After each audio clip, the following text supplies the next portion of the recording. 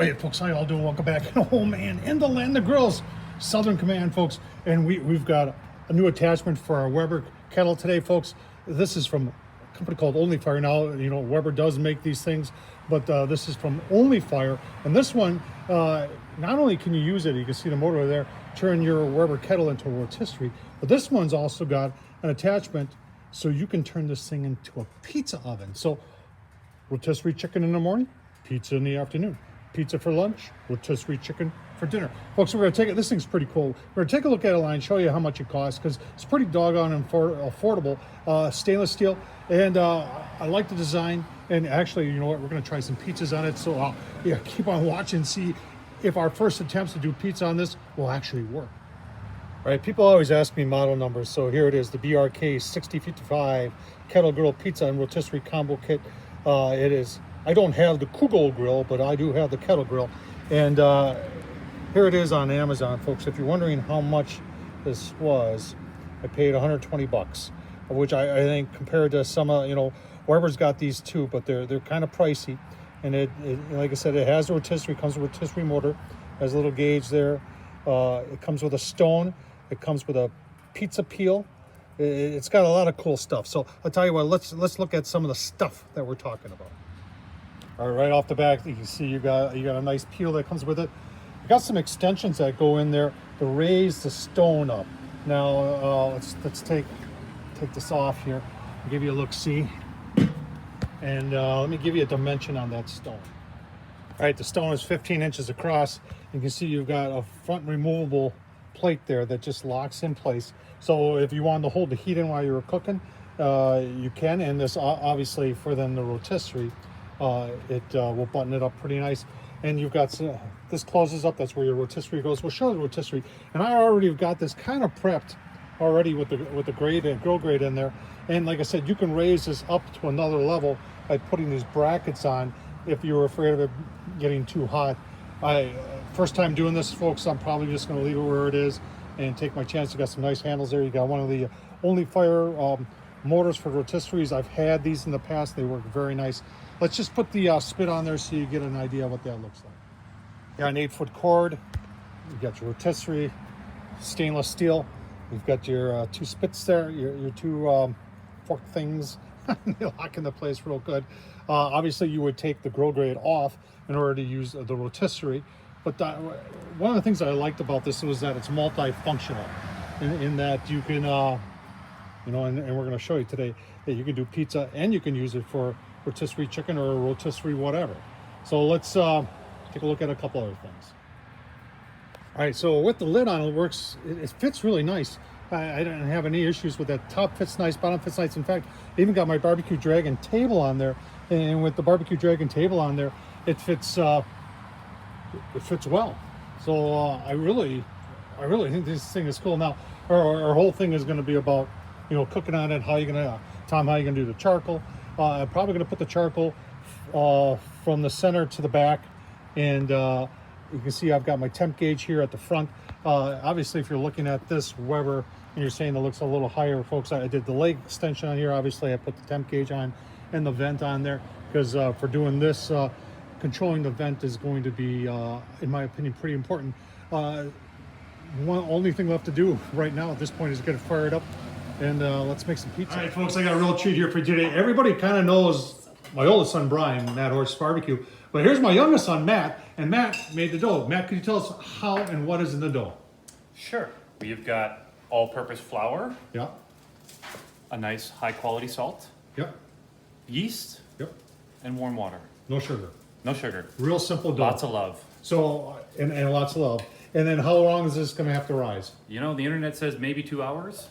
Well, we're going to find out. We always listen to the internet. So as that goes about its way, we'll give you some process reports. But then we got all the fixing here, because I've got another celebrity in the house. It was my daughter-in-law, Phaedra, and Phaedra put together a lot of this stuff along with my wife. You've seen her before, Marianne.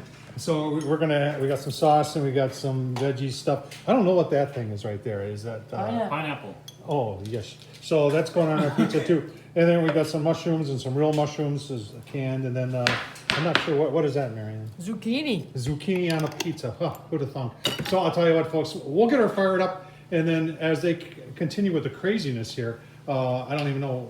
Those are olives, aren't they? Green olives are going on. Oh my gosh. All right, we'll get it fired up, and then we'll show you the rest of the craziness. All right, I just want to show you these clips.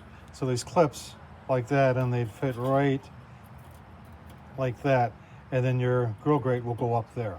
All right, like I said, I'm going to run the charcoal toward the back. I've got a mix of Kingsford and B&B in there.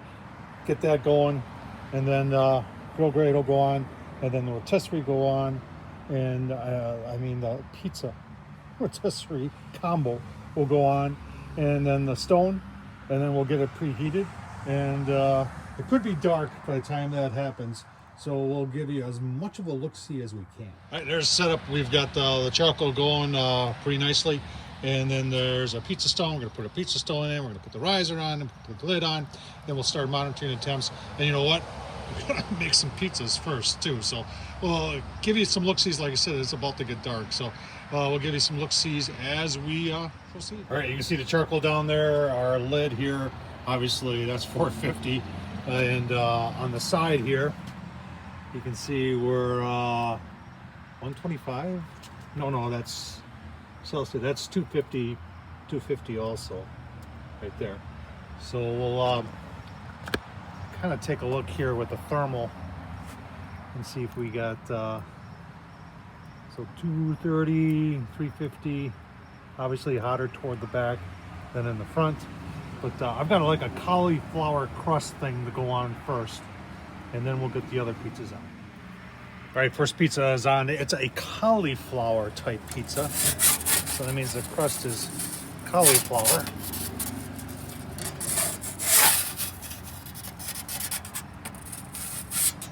And here, got a long ways to go, but we're gonna turn it a little bit. Do a 360 on it, put it back in,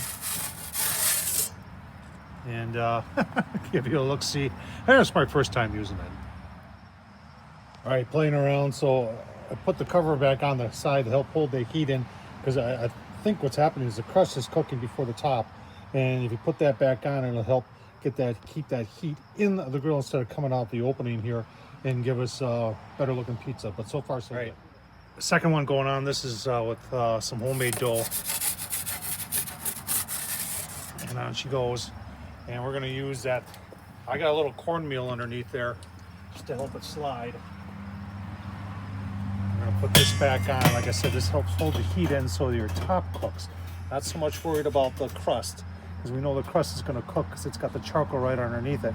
So we want to put this sucker back on like there and try and get that to hook. And we'll keep on going. All right, so putting the front on really does help keep the heat in there and get your toppings cooked, as opposed to getting the bottom cooked, overcooked, maybe even burnt, and then the toppings aren't done. So that's the key to it. We're still running pretty hot. I have throttled back on the lid, left the bottom open because I got more to do here. You can see our temps there are about 400, so that's good too. And this is our first homemade one. Remember the dough that Matt made, so we'll take a look at that in a minute. All right, let's take a look at that.